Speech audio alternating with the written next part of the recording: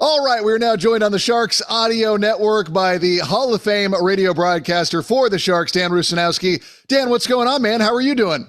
I'm great. It's a beautiful day for hockey here in Denver. We've got the San Jose Sharks playing solid hockey against the team that's been the best in the NHL all season, the Colorado Avalanche. And I'm just looking forward to checking out the morning skate with Drew and doing all of the usual game day stuff because I think there's a little extra intensity and excitement about this one. So I have to ask you a question now, and I don't know if this will make us sound old or intelligent, but you and I have seen all the Sharks hockey. We've been there from day number one.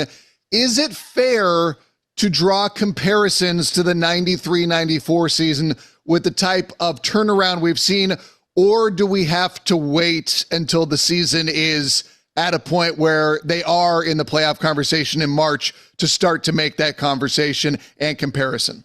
Well, they're in the playoff conversation now, and right now they're in ninth place, and it's the day before Thanksgiving, and if they win, they could get into a playoff position depending on what happens out of town. If they're in a playoff position on the day of Thanksgiving, U.S. Thanksgiving that is, they have a 77% chance of making the playoffs. That starts to make that discussion a little bit more of a reality in comparison to 1994, but I'm one of the ones who says, let's wait a little bit. Let's not get too excited. There's a lot of hockey to be played. And I'm really thinking, in my opinion, as we get closer to the trade deadline, that's when we really start to perhaps hone in on that. But there are a lot of good signs. I'm telling you, there are a lot of good signs about how you feel around the team, the types of contributions they're getting from role players and people that nobody had a lot of expectation for and more hope than expectation. And I think that's something that we can hang our hockey helmets on at this point. We've been really lucky the last few years with how good the vibes have been with the team, just in terms of the personnel who have been here. Even amidst the dark times, you still had Mario Ferraro being a fun-loving, classy guy. We had Nico Sturm here previously, Luke Cunnin. You can go down the list of guys who really helped the atmosphere in the room. But I will say, Dan, that going down into the dressing room after the games, and I'm sure you get this same sense when you travel with the team because you're still on air when I'm in the dressing room, it hasn't felt like this since the 2018-2019 season, just in terms of the confidence, just in terms of the smiles, the laughter, the fun, I guess, is even more of a better aspect of it. In my opinion, it hasn't been like that since that last season where they did make the run to the Western Conference Final. And that's a tribute to the leadership group on the team, the way that they've gotten this team together. I think that it all started with the trip to see the Book of Mormon in New York with Ryan Reaves setting that up. He's been a huge part of this team. And all of the veteran players that have made it a little bit easier and more accommodating for the youngsters to be successful. To me, that's the fascinating story about this early season. When Ryan Reaves did an off-season interview with you after he was acquired by San Jose, he told a great story about breaking a fellow competitor's collarbone playing some sort of peewee football. And ever since that moment, I kind of realized, I love having this guy in teal. We did the training camp media day interview with him. First thing he said was, I look great in teal. If there's anyone who's bought in as much as anyone I've seen lately, it's Ryan Reaves. It's like he became a Shark, and it was like he had always been a member of this franchise. Having his impact on the team, Dan, I don't think it can be overstated because he is such a great vibes guy, and he takes some of that pressure off of Ferraro as well, because Ferraro had to kind of carry that torch, not entirely solo, but he was the lone guy who was really known for being loud, and now they've got a couple guys in the room. Right. And also it enhances the younger guys to sort of take those positions too. Mm-hmm. Macklin Celebrini and Will Smith are having fun with each other at age 18, 19, 20.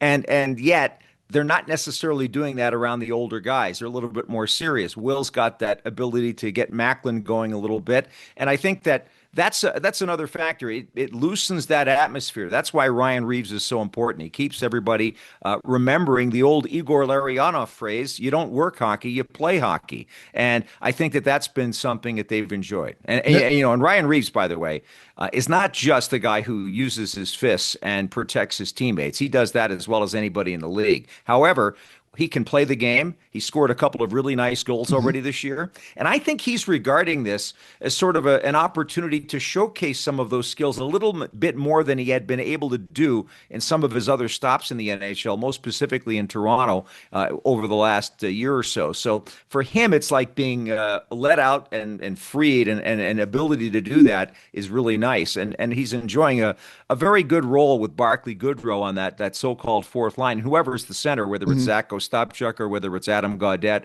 or whoever it might be, they're just fitting in really, really well together. Well, I talked to Ostapchuk about that the other night after they got a win on the Thursday night game. I believe that was after the Kings game. And one of the things that he talked about was how much he was learning from those two veterans, being able to play with them on his wings. And I think it's really interesting, the success that we've seen from guys who've come up from the Barracuda. And I talked to Nolenberger about this, about how they were put in the same roles. When Ostapchuk comes up, he's not asked to do anything different. He's had success.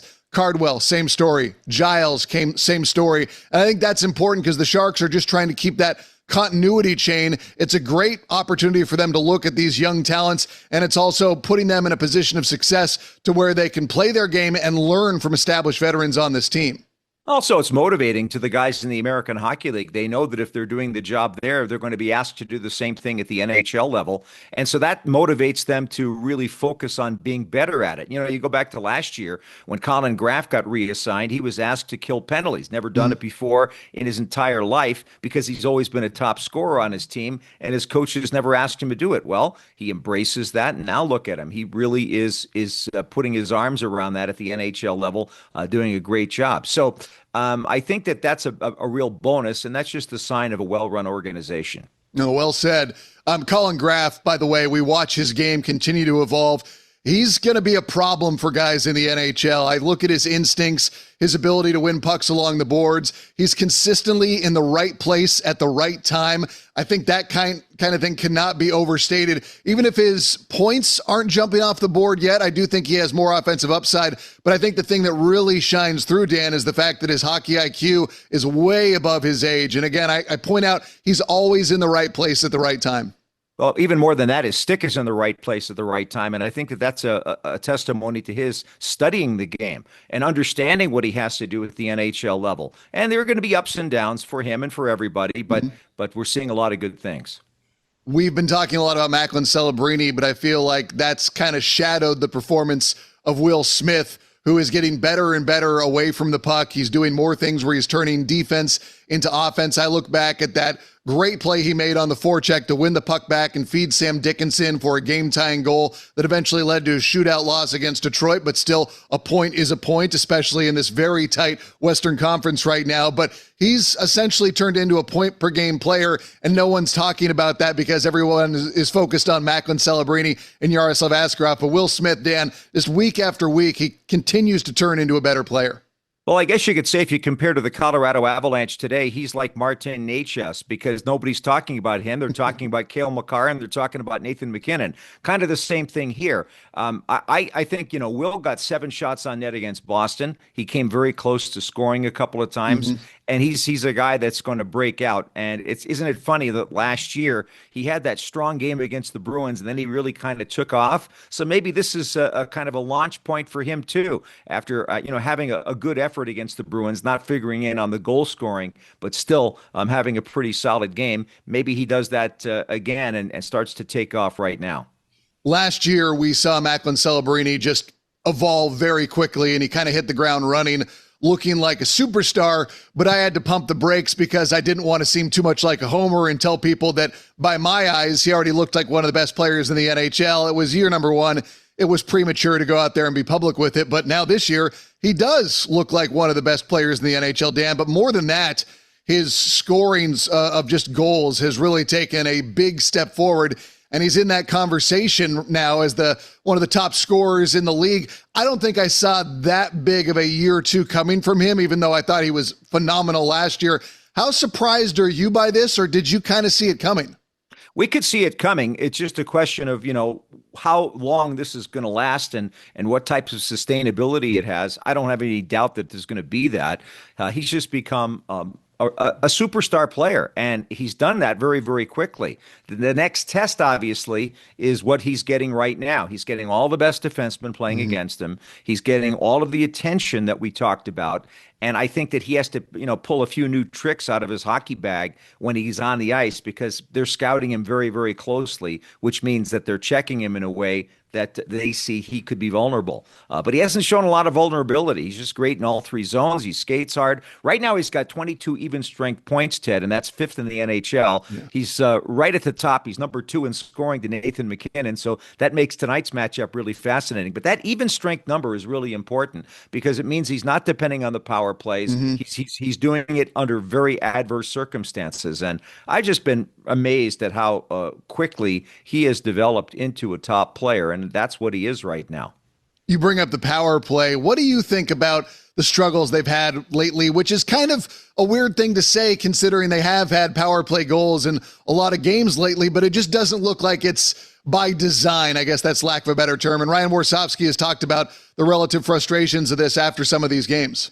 Well, 3 for 19 on the homestand. That's only 15.8%. That's probably not good enough. You want to be about 20% or better, really, if you want to be a top power play team, and maybe even over that, maybe 22, 23%. But I'd say that it's tentativity. It's the desire to not make a mistake. Right. And the other thing is there's something else going on with this team too that I think is really special. And that is everybody is really happy for their teammates when they do well. And so that kind of seeps into the way that you play. You want, you see an opportunity for a teammate to do well and you go to set him up. Sometimes you have to say, listen, I'm just going to take the shot. And I think that's what they want. But, Will Smith told me that just before the Boston game. He said, we need more shots on goal on the power play because that'll create more chaos in front. That'll get us to get our teammates, for instance, to score goals, or we'll end up getting one because of that. So I think it's a work in progress. Brian Wiseman is really good at analyzing what's going on the power play as the Sharks assistant coach in charge of that. And I think that they're coming along. But, sometimes in the NHL, it takes a while to get that put together. The other side of the coin is the penalty kill, which has really turned things around, and that's starting to turn into a point of momentum for San Jose. Dan, they've had some shorties up to this point. They've been able to do a very, very good job killing penalties. I know that, their streak of, I think it was 17 in a row they had killed came to an end, but every time they're on the kill, it's a unit that's playing with confidence. Well, on the homestand, 92% on the penalty kill. They only gave up one power play goal, so that's great numbers. And I think that you look at the way that they put that together with the defenseman. Vinny Desharnais has been a real godsend this year in killing penalties, and also people like Barclay Goodrow coming up front with all that experience. Colin Graff again, as we talked about earlier, being part of this penalty kill and putting his arms around it. I just think that we're seeing a tight-knit unit in that situation, taking pride in holding off the other team. Now, they got their hands full tonight, certainly, with McKinnon and with Makar and with Natchez and with Lehkonen in front of the net. That's a big factor that Desharnais is going to have to deal with. So, all of that, again, the challenge that's deeper and it gets stronger. And that's where the team has to develop. Yeah, and you feel like you can't make many mistakes because both Mackenzie Blackwood and Scott Wedgwood are playing excellent hockey right now in net, which brings us to the conversation on the flip side. San Jose has had 2 excellent goalies as of late. Both Yaroslav Askarov and Alex Nedeljkovic have played very, very well. I know that Ned was on the hook for 3 the other night, but in none of those was he the issue. There was a power play goal, some bad changes. He's been great, and Yaroslav Askarov has been phenomenal on a historic run, I think we can argue, Dan. And I think that just, again, breeds confidence for these San Jose Sharks because the goalies play well, the defense is tightened up in front of them, which is allowing the goalies to play even better. And then that, again, falls back on the defense. One hand keeps on feeding the other. Also, Yaroslav Askarov is rapidly winning the title as the most entertaining in-arena interview after a game, just because of how he interacts with the fan base and everything else. He just loves the game. He loves to play the game. The thing that he's improved on this year, I think, is his play up above, up top. He's always been an elite goaltender down low with his tremendous athletic ability, but he's worked on his glove hand. He's worked on his positioning. So they're trying to go upstairs on him. I mean, Pasternak did it it a bunch of times, and he was able to stop him over there.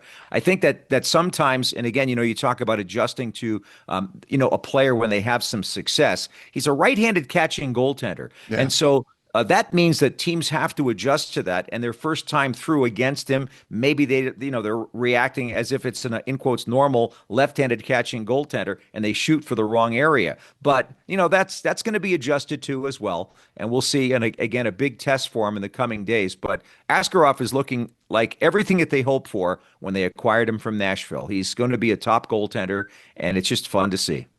One of the things that Ryan Warsofsky talked about entering this game against Colorado tonight was the challenge and how he's embracing the challenge and how this team is viewing it as a really good test. And I think that's just indicative of the large change in mentality, whereas before it was a good test, but maybe they weren't focusing on the challenge aspect. But now that they've taken down, the Devils when they were healthier and a better team, they've taken down Colorado. They just took down a very hot Boston team. They feel confident going into this game, and that's a big change compared to where they've been the last couple of years. Now, I'm not predicting a win per se because Colorado has been ridiculous up to this point, but I do think it's a very big litmus test for San Jose to understand where they are at this point of the season. Of course, noting that a win doesn't mean they're the best, a loss doesn't mean they're the worst.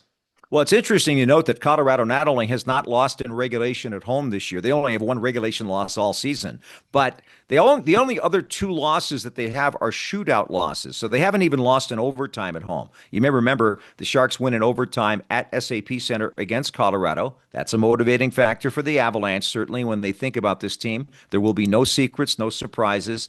And, you've got the altitude factor here in Denver as well. And I think that means the Sharks are going to have to start out pretty well and get solid goaltending. But, boy, it's exciting. And we've been talking about this. You start out, and I've kind of evolved in my thinking on this. You actually start out as a hockey team where you pray you can win. Then that very quickly evolves into you hope you can win. And then you get to the next evolution and you think you can win. Yeah. And that last piece, which is the hardest one to get to, is you can win. But that little space between thinking and knowing, sometimes you think you can win and you really don't know. So that's the process that a team becomes an elite club. The Sharks right now, I think, are at the point where they think they can win. I mean, they believe they can win. They have that belief. They know that they have the ability to do it. And that's something that is very exciting to see because the last 6 years have been tough for Sharks fans. And I think we're seeing something here that makes everybody very excited. 5:30 pregame right here on the Sharks Audio Network, 6 o'clock go time as the Sharks visit the Avalanche. Dan, thank you for time as always. I'll be listening a little bit later this evening, and we'll talk soon, all right? Thanks a lot, Ted. Talk to you later.